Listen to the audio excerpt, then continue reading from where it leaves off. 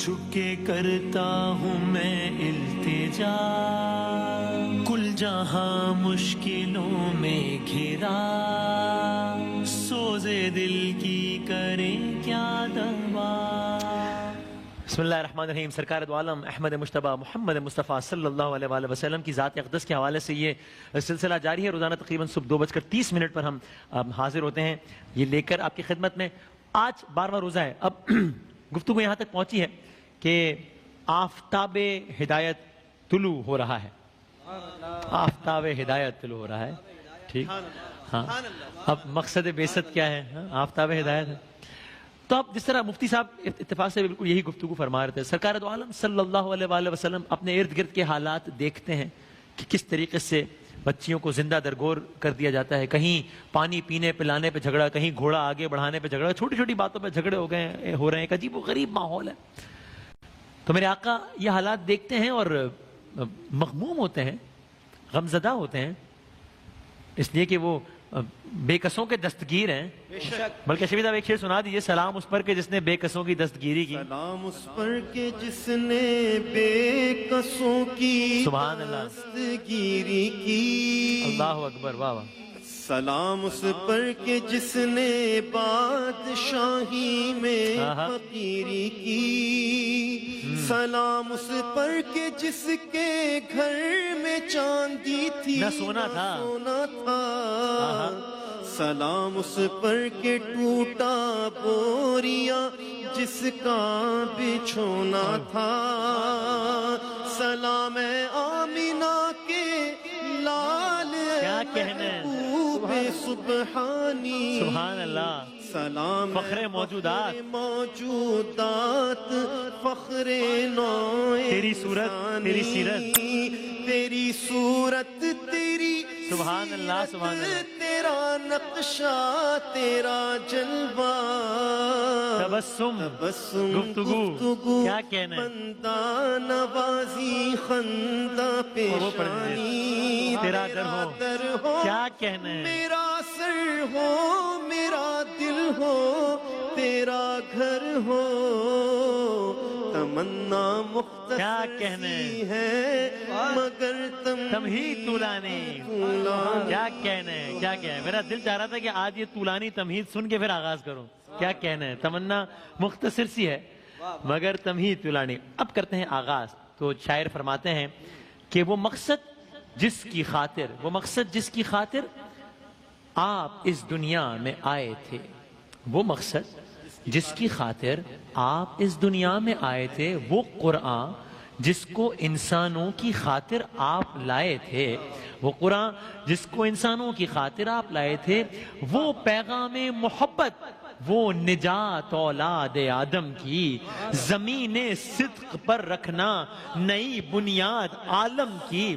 وہ پیغام محبت، وہ نجات اولاد آدم کی، زمین صدق پر رکھنا نئی بنیاد، ایک عمارت کی نہیں، نئی بنیاد عالم کی۔ اب وہ وقت آ پہنچا تھا اور اب وہ کام ہونا تھا۔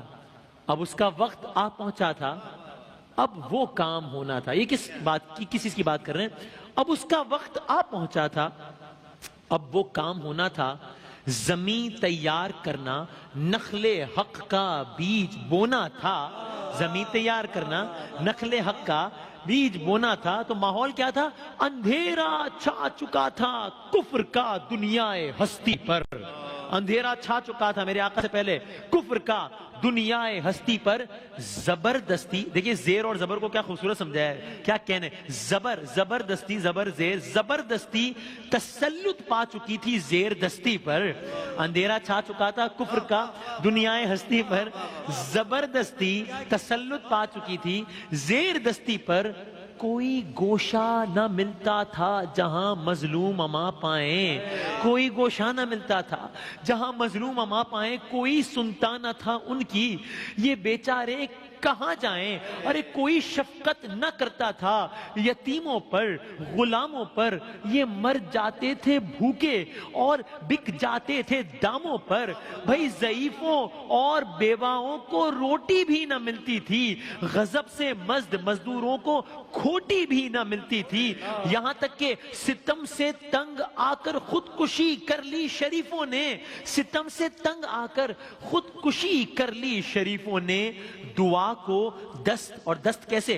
دعا کو دستے راشا دار اٹھائے تھے ضعیفوں نے، دستے راشا دار، دعا کو دستے راشا دار اٹھائے تھے ضعیفوں نے۔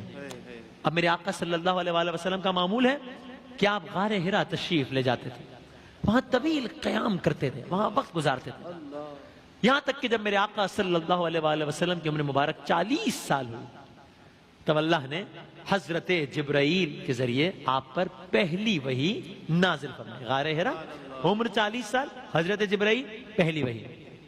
اب اس کے بعد میرے آقا اپنے گھر والوں کے پاس تشریف لے گئے۔ سنیے، اٹھا غار حرا سے، کون اٹھا غار حرا سے؟ ابر رحمت شان حق لے کر، ابر رحمت اٹھا اور شان حق لے کر اٹھا غار حرا سے ابر رحمت شان حق لے کر، لبے اقرا بسمی ربک الذی خلق لے کر۔